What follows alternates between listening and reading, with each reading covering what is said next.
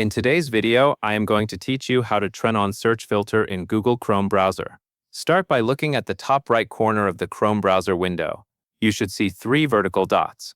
Once the menu opens, look down the list until you see Settings. Click Settings to open the Chrome Settings page. Now on the Settings page, look for the section called Privacy and Security. Depending on the size of your screen, it may appear in the left side menu, or you may need to scroll slightly to find it. Click Privacy and Security when you see it. After opening Privacy and Security, look for the option called Security. Click Security to continue. On the Security page, you will see Safe Browsing options. You can select Enhanced Protection or Standard Protection. Choose the option that fits your preference. The important part is that you are in the Security section because the Secure DNS option is located farther down on this same page.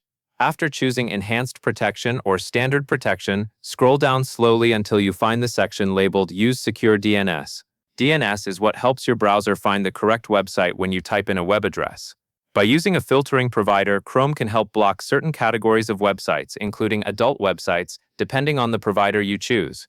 When you find Use Secure DNS, make sure the option is turned on if it is available. Then choose the option that says Another Provider. Now open the Provider Selection menu.